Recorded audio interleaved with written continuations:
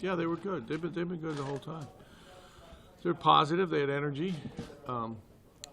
Missed a lot of things, but we haven't had any tape. We haven't had anything to show them. So I think we go leaps and bounds, and probably a little better than I thought. We took care of the ball all right.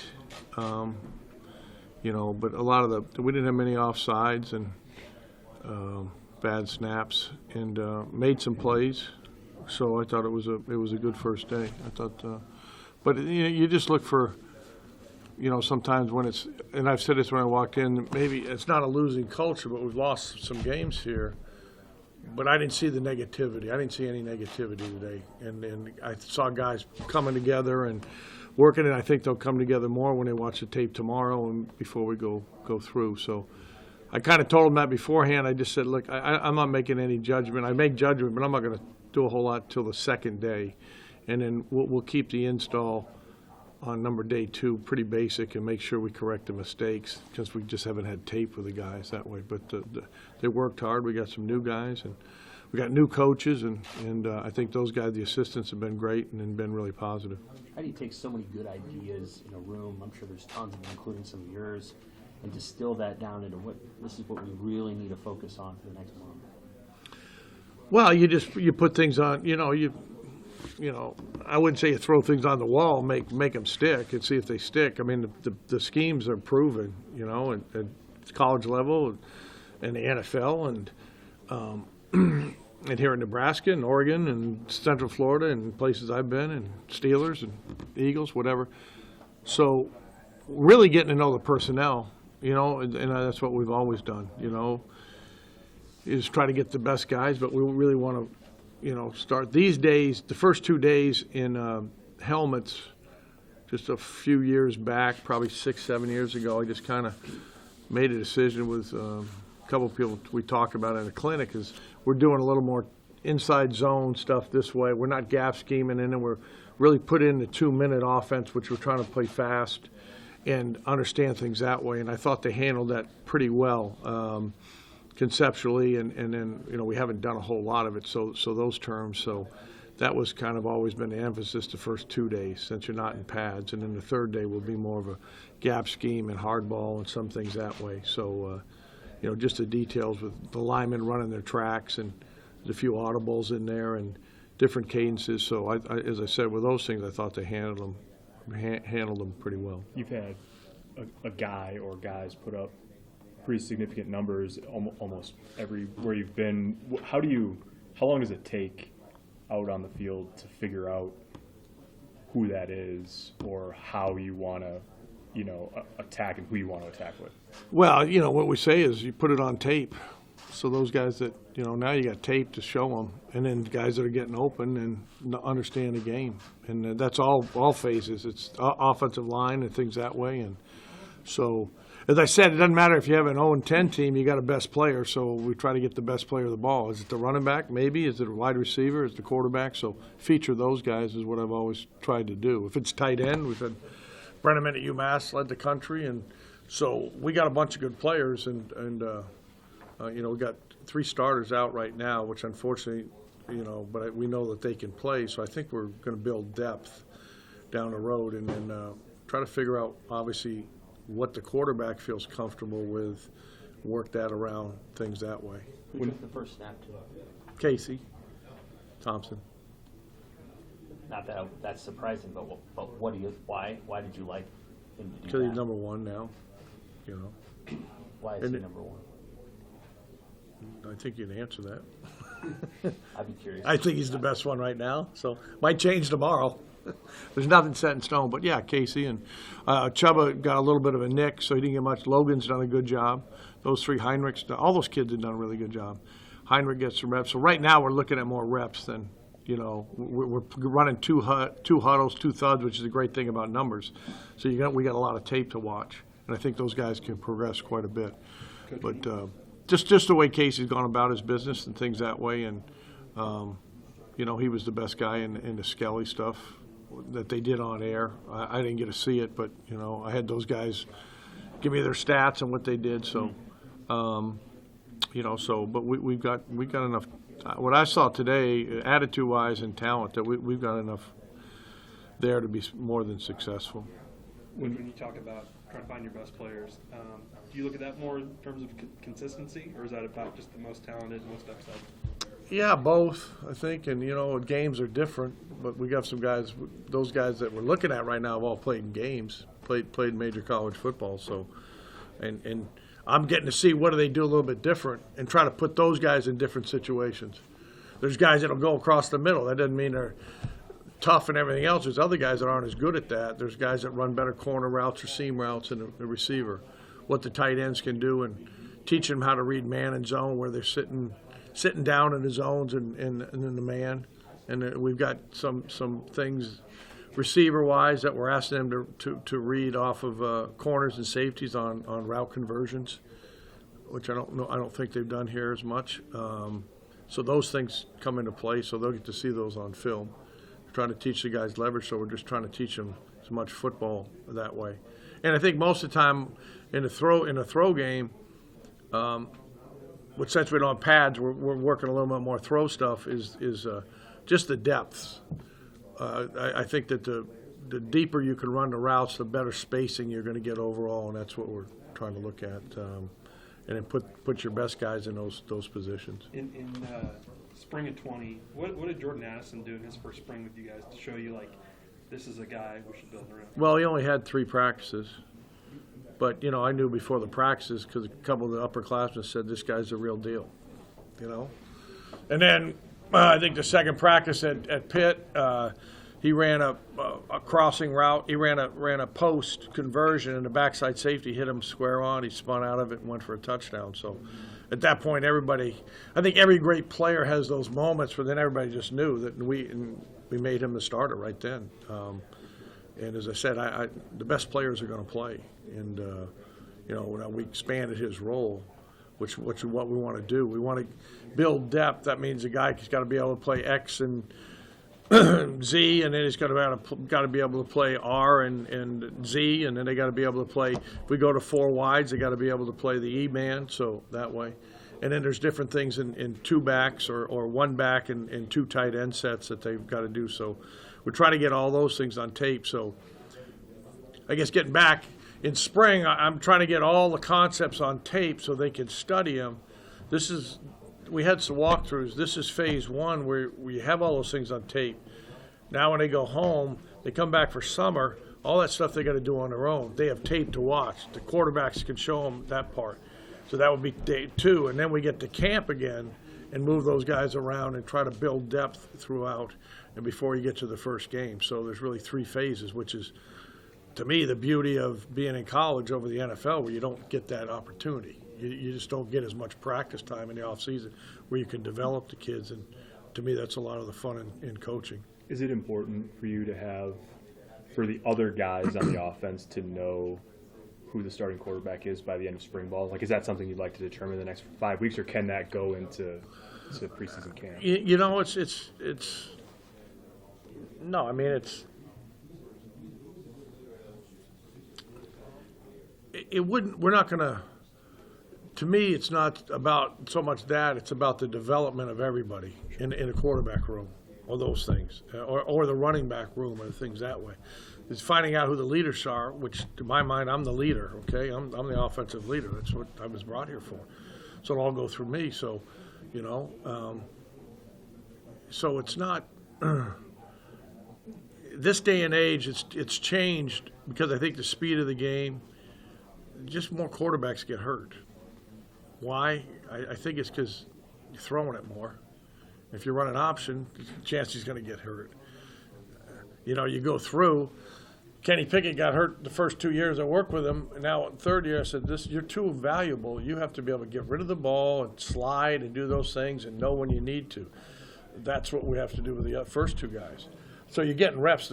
The one thing here, we're getting 2 huddles. We're getting 48 snaps of Skelly. We never could do that at Pitt.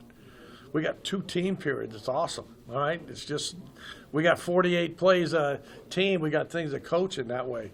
So your development, I think, can be amped up, obviously, with the more reps and getting those things. So that's what I've seen. Advantages being here at Nebraska is we're going to be there all day watching tape, and then that's throughout the spring, is building libraries for these guys. And then we build their own locker. They're going to watch themselves throughout, and then and point out it's always that first day. It's always, hey, you don't want to be negative. We're saying here's why, here's whatever it is. That way, I think kids question a little bit more. And hey, open, what'd you see? Tell me, on both sides. And that's what I saw today, was coaching these guys has been really fun. They're not. I can get tough at times, but they're big-eyed, big-eared. They're trying to learn. They're trying to do things right. And then you had we had a 2-minute drill today. There was a lot of teaching in that. We had 2 of them. All right, we're playing fast. We're sitting that way. I asked some of the guys that was good, what was it down in distance? They're learning plays, and then all of a sudden they got to learn it down in distance. They got to learn when they're getting out of bounds and things that way, which we can teach off the tape. Which I think, as I said earlier, when you look at the NFL playoffs, every single game came down to 2 minutes. All right, it's 7 points, 3 points. It's in the Big Ten. That's what it's going to come down to. How do you handle those situations? So that's why we kind of try to put them in a pressure situation right away. And we weren't successful today. We missed a field goal and should have got it down more. But it was a lot of teaching in there, and then turn the ball over. We're normally able to run it, but that's the teaching part that we can get to and get better. And as I said, there was some disappointment and understanding. I think we can always teach situational awareness. Later on it'll be red zone, it'll be backed up and those things. So I thought they did a good job in that first part of the 2 minute. What are the impressions of your running backs that you have on this roster right now, besides those guys? They're coachable, they work hard, but there's a lot of guys that look good until you put the pads on. So it's running the right tracks, and we've done some of those with the walkthroughs. So we need them to finish better. We need everybody to finish better. I think that's been a point where, hey, take the extra step, all things that way. I think they catch the ball pretty well overall. The pass pro thing takes a while. It takes a while. We've done a little bit of that in a walkthrough, but till really Saturday will be a chance to see, where everybody's tagging off. Now we don't want to get anybody hurt, where you can see somebody play with pad level and coach them at that point. Can you win in this league without a 1,000-yard back, a guy that you can really build it around, or can you do it with a committee of a couple guys? There's positives in both. I mean, we use 3 at Pitt. We like guys that are different. In the NFL, we did all right with Jerome was the veteran, and Willie Parker, and with Brian Westbrook, and I can't think of the other guy's name. Great kid, but you need a couple 3. Same thing. It's a physical league. You want to get 3 ready and possibly 4. So there could be third down, a guy that's really good in the throw game and good in protection. Could be a third down back, which a lot of times you use in the NFL, and I've used that. Last year we had a young freshman, and we didn't want to put a lot on his plate, but he was a good running back. We said he's going to finish games, get in the second quarter, and develop the guys as we go. It's a long season.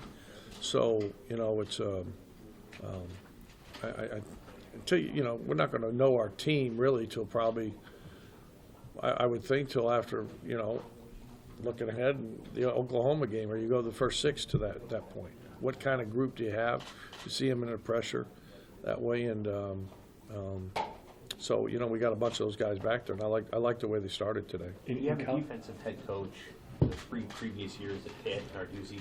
At Nebraska, it's an offensive head coach. How was that on day one, and how has that been in general? Like, do you feel like, do you have to just tell them, hey, I got it, you can go with the defense or whatever, or do you collaborate? No, we're collaborative. We're in there watching tape right now.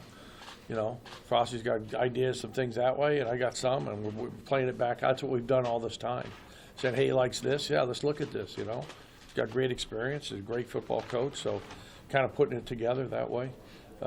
Bringing some stuff from the NFL, which I think is what we want to try to sell this program and get you to the league. That's as I always said when I was the head coach at Brown. I told those kids I had 12 or 15 guys become doctors. All right, there wasn't the NFL. All right, there were some of them that went to the NFL, but here I'm not saying we don't have doctors, but here's how it's done. Here's why we're doing it. All right, here's the tape as we go. They'll watch the Kansas City Chiefs. We'll take cut-ups from that point. the same plays, same routes, same things that way, down the road in the off season. So, but yeah, Frosty's at, we've changed, we've kept the terminology, and I had a couple screw ups. I told the kids that's just part of it. I'm used to one system, but I'm smart enough to figure it out. So we're keeping a lot of the terminology so our guys can play fast, and I saw that. A lot of the concepts, I've called a couple of things that said would have been the way I've called it since I was with Philadelphia in 2008. It just comes out. So I got to clean that stuff up. So as I told the guys, it's the most important thing that you could do today and in spring is play the next play. All right, just let that one roll off, and whether it's good or bad, play the next play. And that's always kind of been an adage that I think is, guys wouldn't do that early at Pitt, and finally they did that, and they got themselves a ring, and that's what we're hoping to do here at Nebraska. At your college stops, how much do you ideally want to put on the center in terms of, protection or communication calls, and what's that like here? Because you've got new guys, obviously. Both. And Donnie's played a lot of football, in the NFL. Some people, Mike Point, some things that way. So we want our centers to know that. And then the quarterback could flip. He could move protections on certain blitzes that way. But we want the center and those guys. We'll have blitz meetings where the center and the lineman are there and the quarterback, so we're all on the same page, and the backs as we go on. There were some blitzes Chin gave today that we didn't see. There'll be some more down the road, which is really good going against our defense. But both people more that knows. There's sight adjustments that we're trying to teach the guys. Same thing they'd have if a couple of years they get to the NFL, safety blitz or corner blitz. We're going to do some things that way, which it's hard. We taught it, but until they see it on tape, will it really come through? You mentioned Jordan Addison at Pitt. When you got there, somebody said he's a real deal. Is that a guy here that maybe somebody has kind of said it? We only went the first. We got talent. We got guys that can run. I think we're faster than we were at Pitt overall. Jordan wasn't a 5-star recruit or anything. But it's more like get in there mentally how the things that way. You can go with it, but Jordan's a special guy, and we have some guys here that I think can follow. And the good thing is the things Jordan did, we're doing the same things that the guys can watch the tape. They've watched it. They have an idea. That's why today was maybe better than I thought. I haven't gone through the tape yet. Where at least they're not blowing the routes, but the depths and the things that way will come through. But they've had a chance to watch all those, and I think it's certainly helped us. Your quarterback's normally a leader on the team. How difficult or challenging is it for two new guys to come in and have guys who've been here follow them and be leaders right away? I don't know. You have to ask them. I don't. I mean, is it a challenge? Because a quarterback, I'm guessing the quarterback's going to be your leader, right? Well, yeah, but they got to understand what's going on. We spent a lot of time together, and then, but I think not as much as we will now that you got the tape to look at, But those guys they've been engaged. They want to learn. They had some success today. They had a couple bonehead mistakes, and I thought that was the one good thing. We'll see how, a couple guys made mistakes through a couple interceptions. You want to see how that guy handles it afterwards. What's the next play like? And more times than not, I'll go right back to a throw to let those guys know I got confidence in them. You make a mistake, we're not going to that way. I think it's Bradshaw said it, right? I threw 6 interceptions, let's keep I threw 6 interceptions, let's keep throwing it. That's what we want to do. Those guys, hey, if they can shrug it off, then everybody can shrug it off. So the same thing I said before was, hey, let's play the next play. So we're trying to coach them there, but we're trying to get plays and all things that way. And I like to get feedback from those guys of, what'd you see? What are you looking at? Where are your eyes?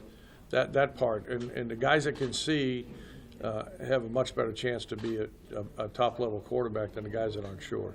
I apologize if you answered That's right. this already, but you saw the 2 quarterbacks that are new here. I mean, they're all new for you, but you know what I mean? Are they as good as advertised as you thought they would be in terms of day one? I don't. I think coaching's important. And I don't want to knock anybody, but the Super Bowl award winner don't win a playoff game, and all of a sudden he's a Super Bowl winner. I I've been around a lot. I've been fortunate enough to be around a lot, and I've learned a lot from the quarterbacks. I've learned a lot from Ben and Tom Brady and Peyton, and I've been around those guys and pro those settings, or Tommy Maddox, and give you back. So I'm just trying to, give these guys information. You try to give them information by pre-snap reads and cadence things that can get them to be successful.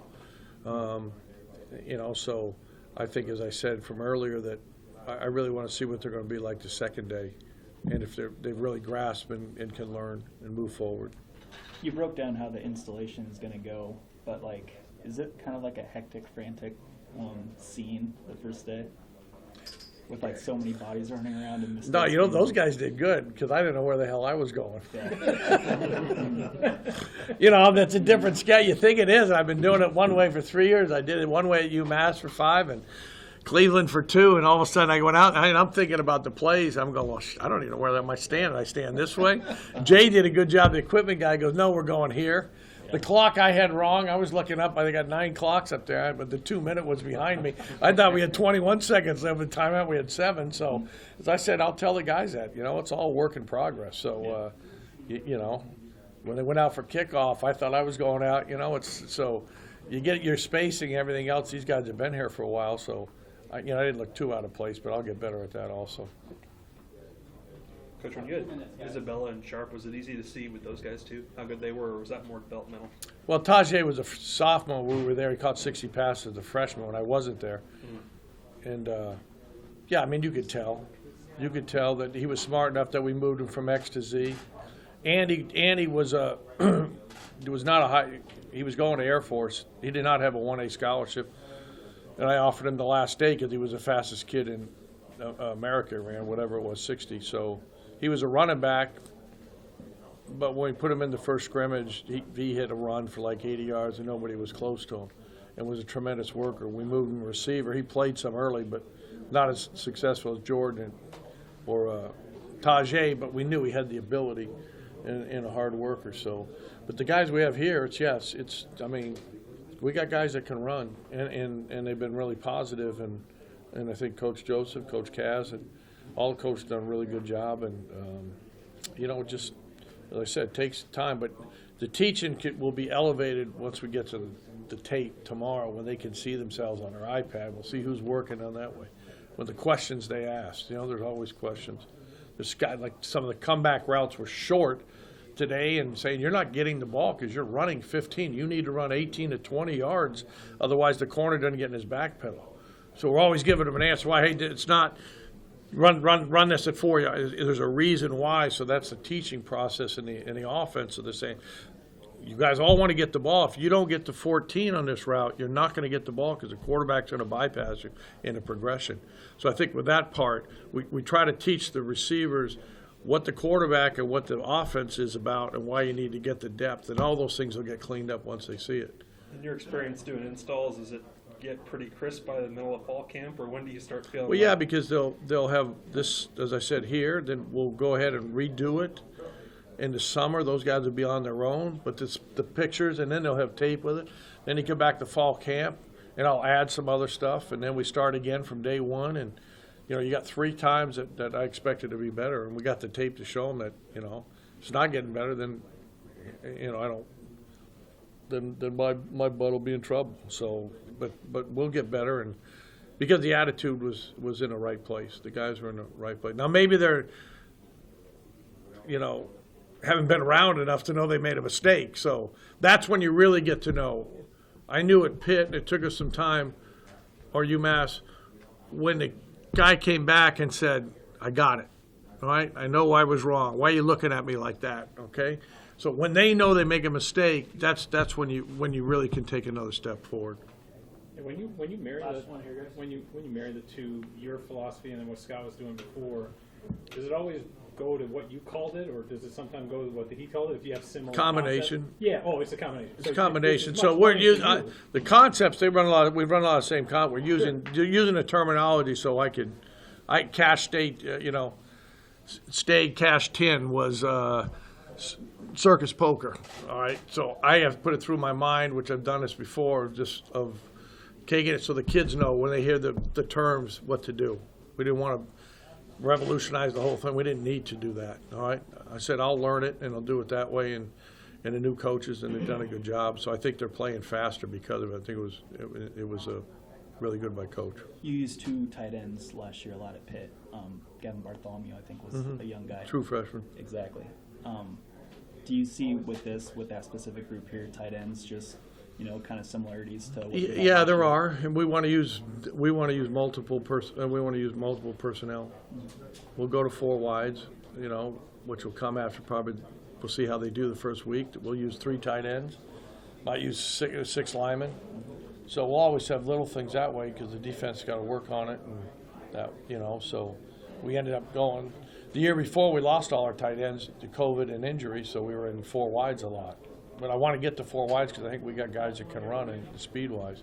And build and say if something happens in a game, you can go to something else. So. Okay. Great. Okay. Thanks. Now. By the way, I'm in charge of the weather the next couple days.